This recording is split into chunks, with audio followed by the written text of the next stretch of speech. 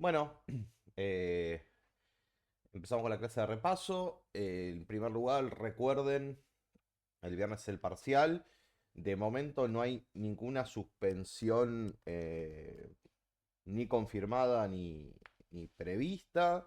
Eh, eh, si llegara a haber paro docente, yo no me voy a plegar, no porque no tenga buenas razones para plegarme.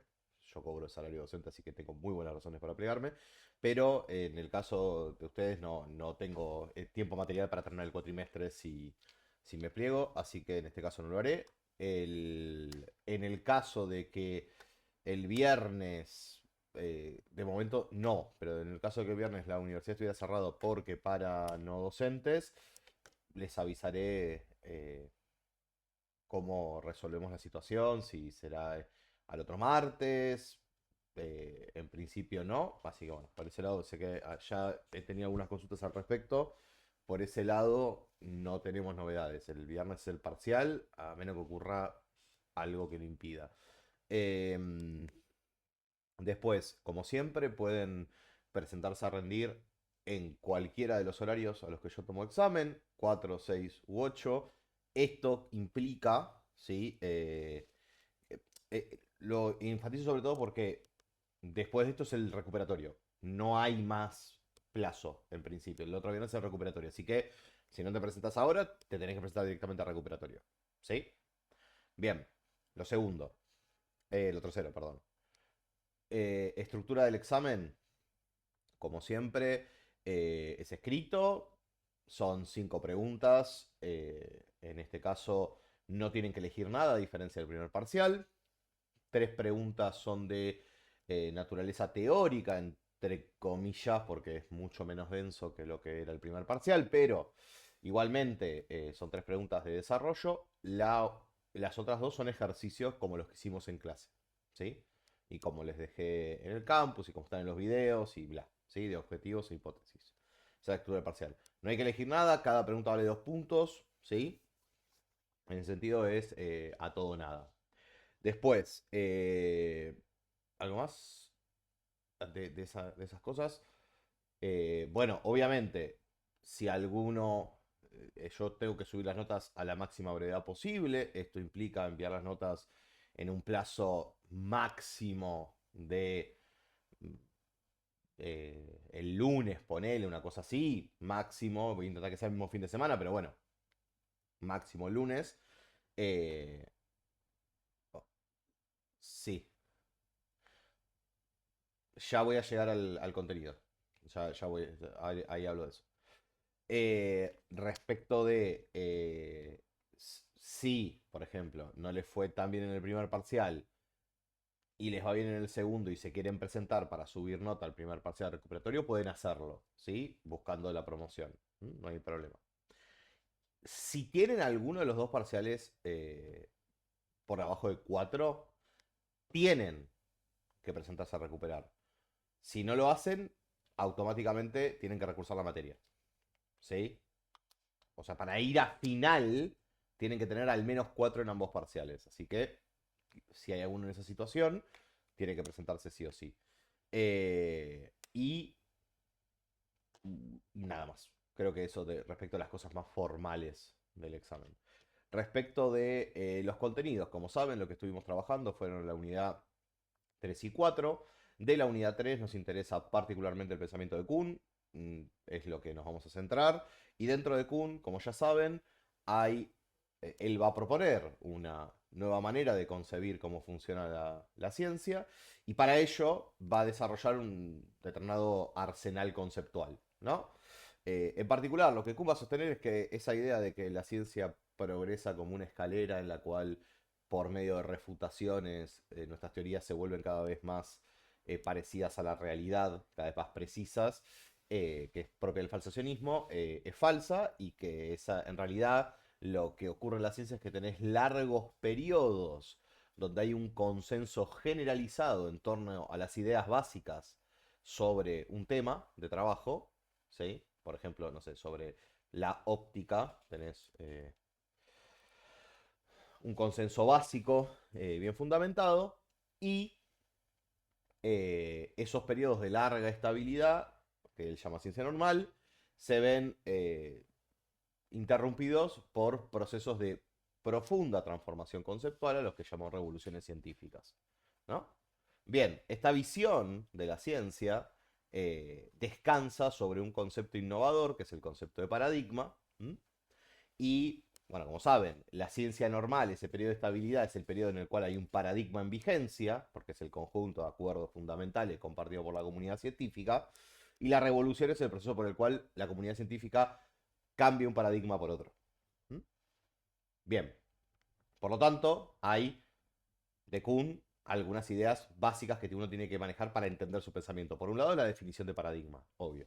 Uno tiene que entender qué quiere decir Kuhn con paradigma, porque el paradigma no es una teoría, ¿no? El paradigma no es una hipótesis, el paradigma es algo mucho más amplio, una cosmovisión, ¿sí? Un conjunto de acuerdos básicos, leyes fundamentales, bla, bla, bla, ¿sí? Entonces, por un lado tenemos que manejar la definición de paradigma tal y cual como la trabajamos en clase, y está en el manual con sus dos sentidos, y incluso puede encontrarse alguna referencia interesante en el texto de Hernán Miguel. Y, por el otro lado, las etapas del desarrollo de una disciplina científica eh, según Kuhn. ¿Sí? Entonces, definición de paradigma y por el otro lado, ciencia pre-paradigmática, ciencia normal y ciencia revolucionaria o revolución científica, que es lo mismo. Fíjense cómo estas dos cosas están relacionadas, ¿no? Lo que va a definir en qué etapa se encuentra una disciplina es el momento del desarrollo del paradigma en el que se encuentre. Cuando una disciplina todavía no tiene un paradigma en vigencia, en vigor, está en una etapa preparadigmática. Cuando hay un paradigma bien establecido en una disciplina, está en ciencia normal. Y cuando hay un cambio de paradigma por otro, ocurre una revolución científica, ¿no? Entonces, esas dos ideas, esas dos cosas tienen que manejar bien. Por un lado, la definición de paradigma, por el otro, cada una de las etapas, esas tres etapas que Kuhn distingue en el desarrollo de una disciplina científica. ¿Mm? Acá vale aclarar lo mismo que siempre. Pueden hacer esquema, dibujo, florituras. Sí, está todo bien. No sustituye la explicación de la idea. Lo digo porque sobre de Kuhn hay una especie de esquema en el manual, un esquema que si vinieron a clase saben que yo les dije que está mal, porque lo que dice es que después de una revolución científica se vuelve a ciencia preparadigmática y eso no ocurre, después de una revolución científica viene otro periodo de ciencia normal, así que eso, o sea, sean cuidadosos con esas cosas. Y eso respecto a la unidad 3 pensamiento de Kuhn, paradigma más etapas. En el caso de la unidad 4 lo que vimos es el proceso de investigación en ciencias sociales y en particular qué cosas tienen que manejar. Bueno, obviamente, por un lado, las etapas del proceso de investigación en ciencias sociales, ¿sí?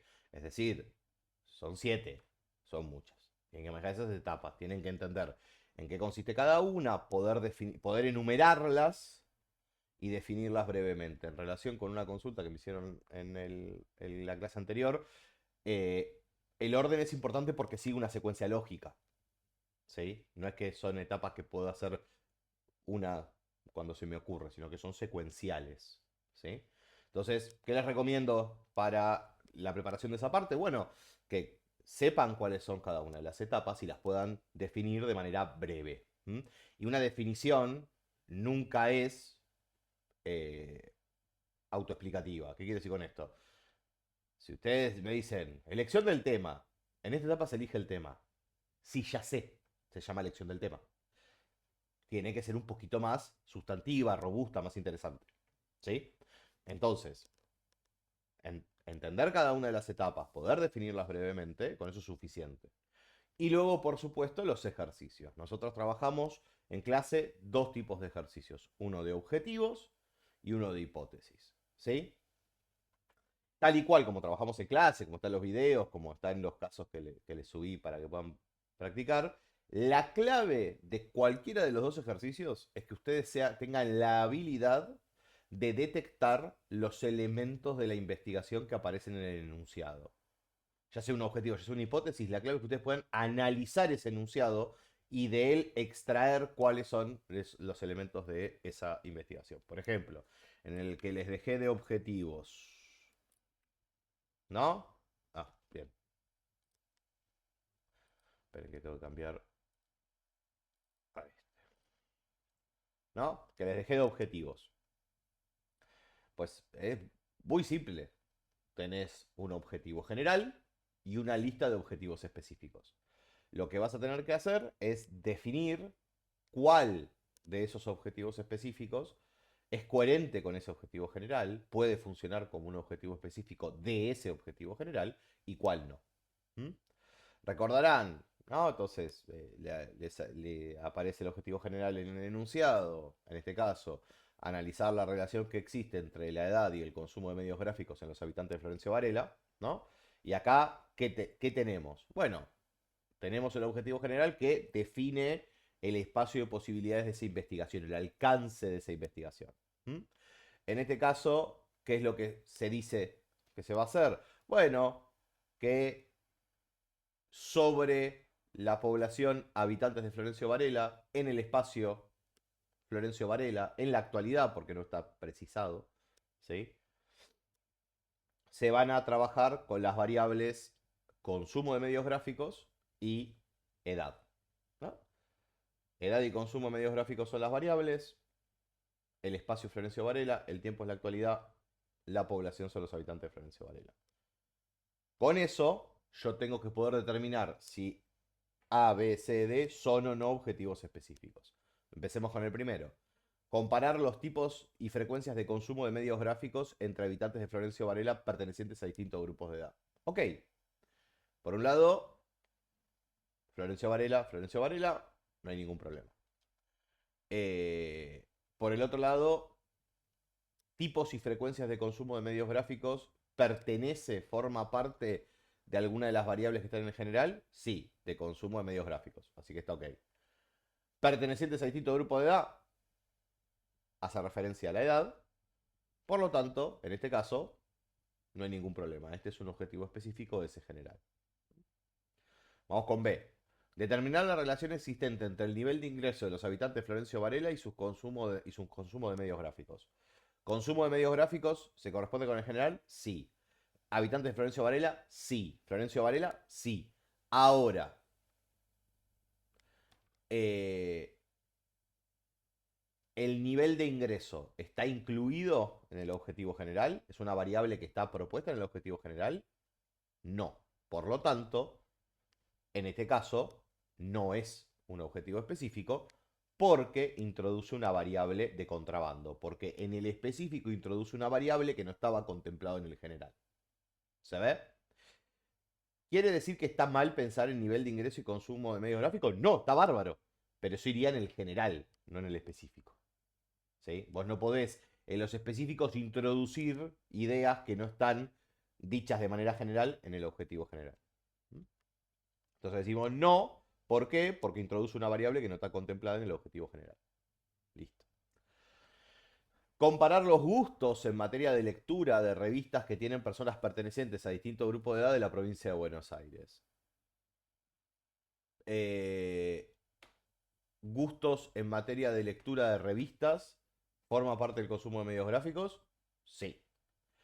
Eh, ¿Distinto grupo de edad se corresponde con la edad? Sí. La población son personas de la provincia de Buenos Aires.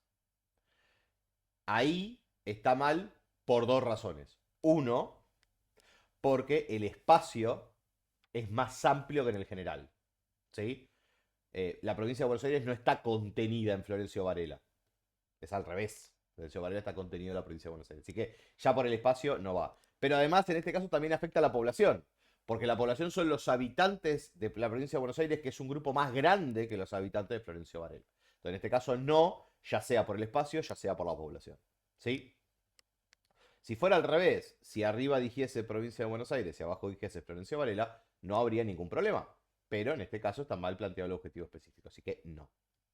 Y finalmente, analizar si existen diferencias por grupo de edad bien, en los usos y sentidos que los habitantes de Florencio Varela dan a la lectura de diarios. Usos y sentidos que los habitantes dan a la lectura de diarios. ¿Forma parte del consumo de medios gráficos? Sí. Listo. Perfecto. Florencio Varela, Florencio Varela. Diferencia de edad. No hay ningún problema. Es un objetivo específico. ¿Se ve? Eso es todo lo que tienen que hacer. Tienen que justificar solo cuando es no. ¿Mm? Solo en el caso de que detecten que alguno de los objetivos específicos no se corresponde con ese general, van a tener que justificar su respuesta, que es básicamente decir no porque, por ejemplo, introduce una variable que no está contemplada en el general, o no porque la población es más amplia en el específico que en el general, o no porque, eh, porque introduce una nueva población, lo que fuere. ¿Sí? Pero se ve, las habilidades que se requieren para resolver estos casos es la capacidad de identificar todos los elementos del objetivo general y por lo tanto poder entender cuál es el espacio de posibilidades de esa investigación que uno propone con esos objetivos. No, es un ejercicio de objetivo. Es un ejercicio de objetivo y una hipótesis. Y por el lado de hipótesis, sí.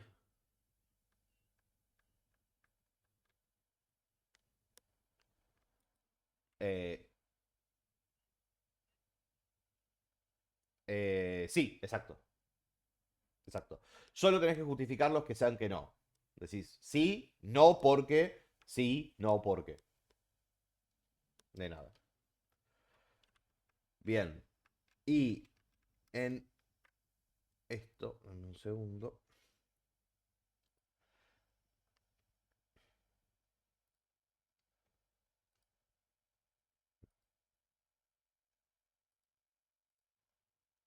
Bien. Si se fijan acá, eh, lo otro son los casos de hipótesis, los ejercicios de hipótesis.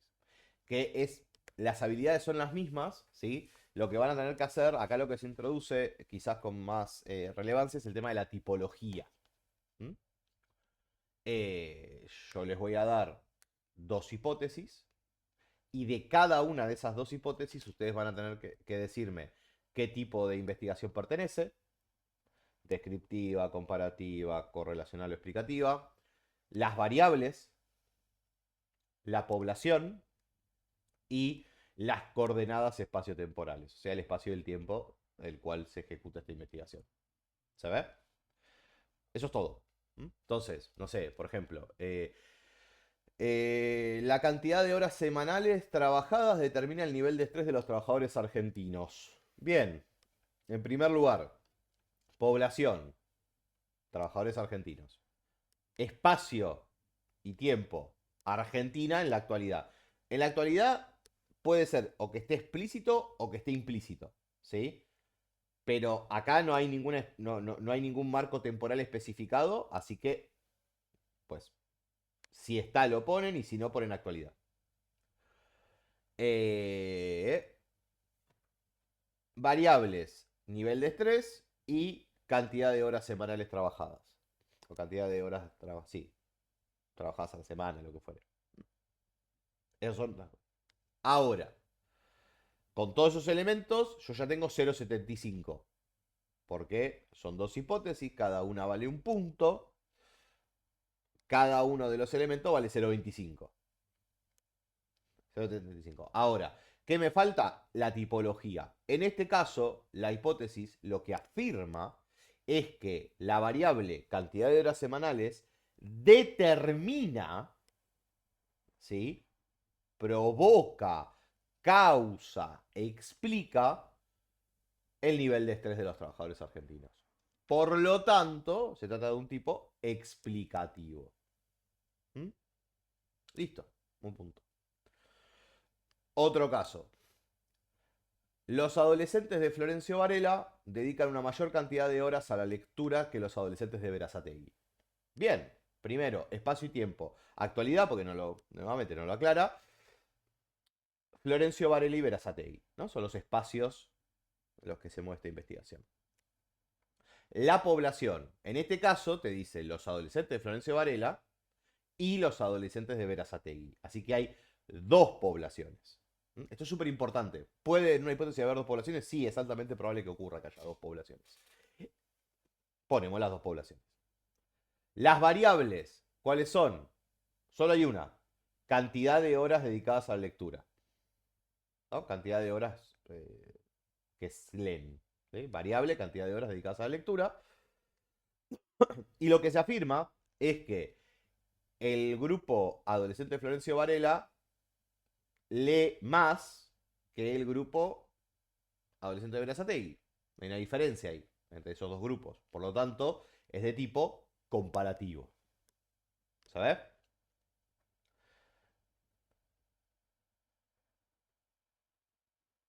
Porque lo que no te dice que la variable A, cuando sube, sube la variable B. Lo que te dice es que la variable A determina la variable B. Es decir, que lo que produce, lo que explica cómo se mueve la variable B, en este caso el nivel de estrés, es la A. Determina, causa, explica, siempre que la hipótesis afirma que una variable le hace algo a la otra, no solo correlaciona, sino que lo que está diciendo es, esta variable afecta a esta otra variable. ¿Sabes? Las correlaciones no establecen en principio relación entre las variables. La única relación que existe es la relación de covarianza, de que cuando una se mueve, la otra también. Que covarían. Pero no te dice que una provoca a la otra, que una determina a la otra. ¿Se ve? Perfecto. No, de nada. Eh, y por último, ¿no? Para ver de otro tipo, dice, a mayor nivel de ingresos, mayor nivel de satisfacción laboral entre los trabajadores formales del área metropolitana de La Plata. ¿No? Bien. Espacio, área metropolitana de La Plata.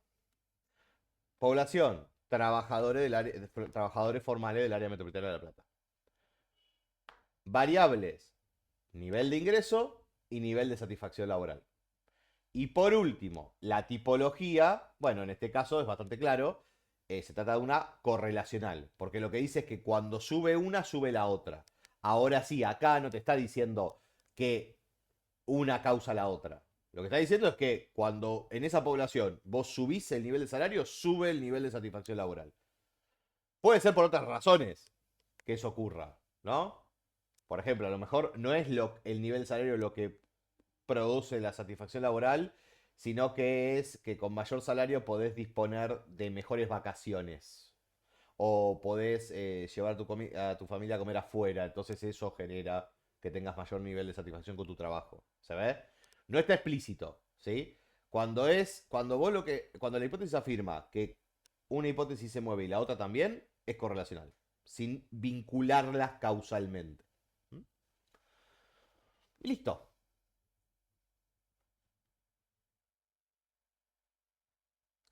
En el caso de la A, ¿cuál es el tipo? Y fíjate, dice mayor participación política de la población, menor marginación social de la misma.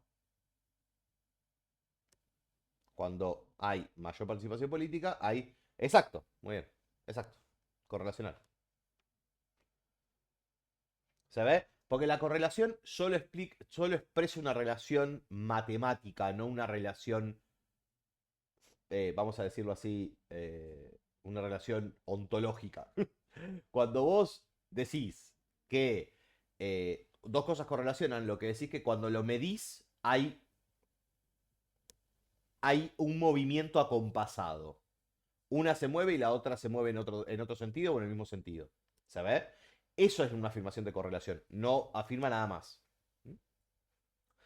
Bien. No, de nada, Facundo. Bien, entonces, pues eso es básicamente todo. Todo lo que hemos trabajado. Hay muchas cosas que me hubiera gustado poder trabajar este cuatrimestre y eh, que se han quedado fuera del temario por muchas razones, algunas de mi responsabilidad y otras que me exceden. En cualquier caso, no les voy a examinar de nada que no hayamos discutido en clase. Entonces, hasta acá vamos a llegar. Y eso, por supuesto, si tienen dudas, el momento es ahora. Bueno, abran el micrófono y hablen si tienen dudas. Sí.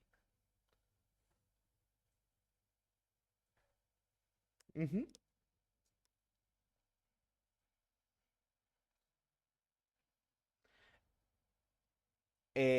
entiendo, el marco teórico es, por un lado, un conjunto de ideas. Así que es algo que siempre está allí. Viste que en el manual dice, bueno, el marco teórico atraviesa todo el proceso, ¿no?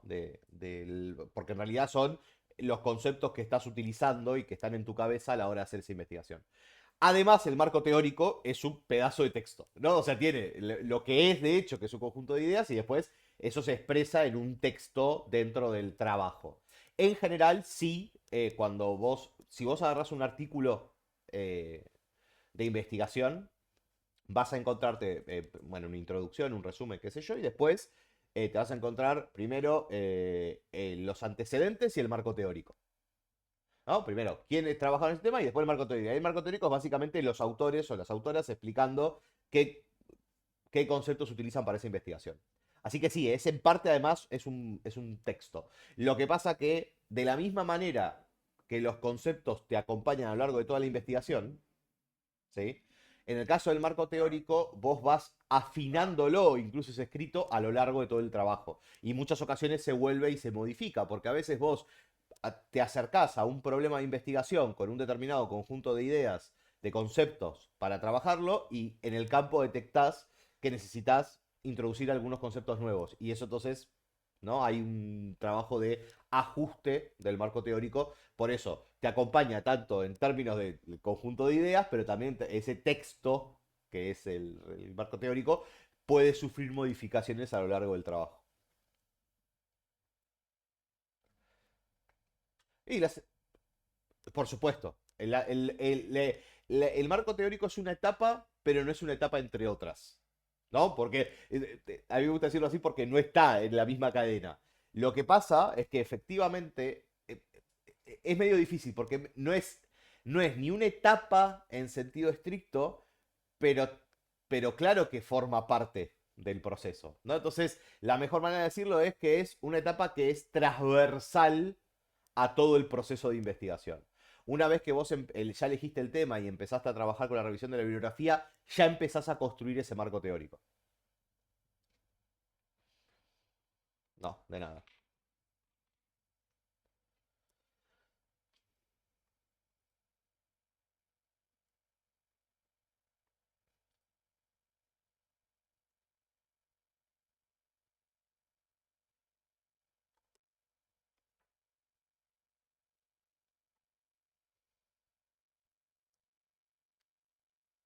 Había alguien más que había preguntado algo.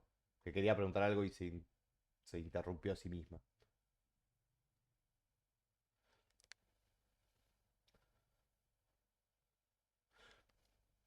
Exactamente. Lo que desencadena una crisis paradigmática es un conjunto de anomalías. Por supuesto que el enfoque de Kuhn ha sido revisado críticamente y uno puede discutir. En Kuhn, él lo que va a proponer es que los paradigmas se cambian a raíz de un proceso de crisis, y los procesos de crisis se desencadenan cuando la comunidad científica pierde confianza en el paradigma porque no es una anomalía 2, 3, 7 que uno espera poder resolver en algún momento en el marco del paradigma, sino que te das cuenta que es un conjunto de problemas que tu paradigma debería resolver y no resuelve, no lo puede resolver. A eso generan las crisis. Lo que te decía es una muy buena pregunta porque a uno puede decir, che, pero no puede haber una revolución científica porque se descubre algo. Y eso es una excelente pregunta. Kuhn te diría que no, porque de hecho no, o sea, los descubrimientos siempre se dan adentro del paradigma, entonces es medio raro. Pero hay en disciplinas que Kuhn quizás no estaba pensando, donde a veces ocurre eso. Puede ocurrir que haya un paradigma, por ejemplo, no sé, algo típico es en neurociencia. En neurociencia dependés mucho de los instrumentos técnicos, ¿no? De cuán bien podés mirar el cerebro. Y que de repente tu paradigma sobre la memoria esté sólido, ¿no? Sin anomalías, pero el hallazgo de una metodología para medir, qué sé yo, qué impulso neuronal, te permita cambiar ese paradigma porque, ¿se ve? Entonces, hay algunos que le critican a Kuhn que solo haya pensado las revoluciones científicas como procesos devenidos de crisis paradigmática por acumulación de anomalías. es lo que él defiende y lo que nosotros definimos en clase, ¿no? Según Kuhn, la revolución científica se desencadena como una solución a una crisis que se genera por acumulación de anomalías.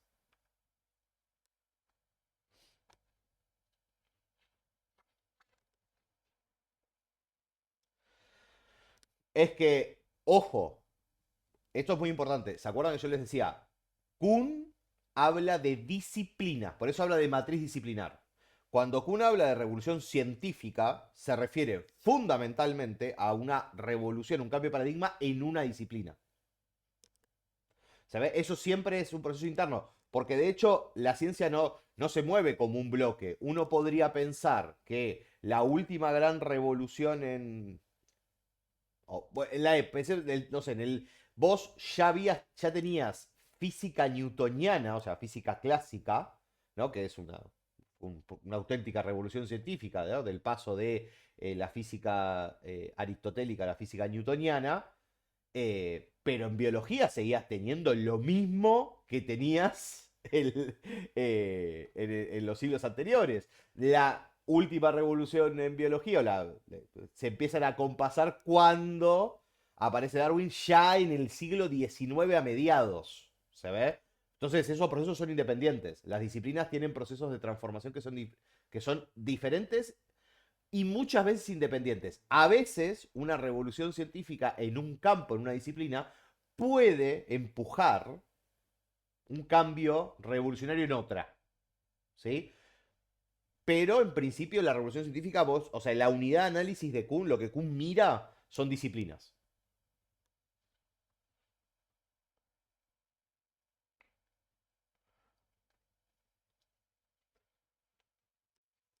Las leyes fundamentales, los compromisos metodológicos, o no me acuerdo cómo era, valores metodológicos, sí, obvio. Esos elementos, y sobre todo lo que tienen que mencionar dentro de la definición es, y ahí sí, describir bien el tema de los ejemplares. Es tan importante el ejemplar o modelo paradigmático para Kuhn que él lo incluye como una posible segunda definición. O sea que eso sí lo tienen que trabajar en la definición. ¿Sí? El paradigma, como el conjunto de acuerdos fundamentales compartido por una comunidad científica, que incluye bla, bla, bla, bla, bla, y entre sus elementos está destacado el, los ejemplares, modelos o patrones de resolución de problemas. Que eso es importantísimo para Kuhn. Tan importante que es incluso una segunda definición posible de paradigma.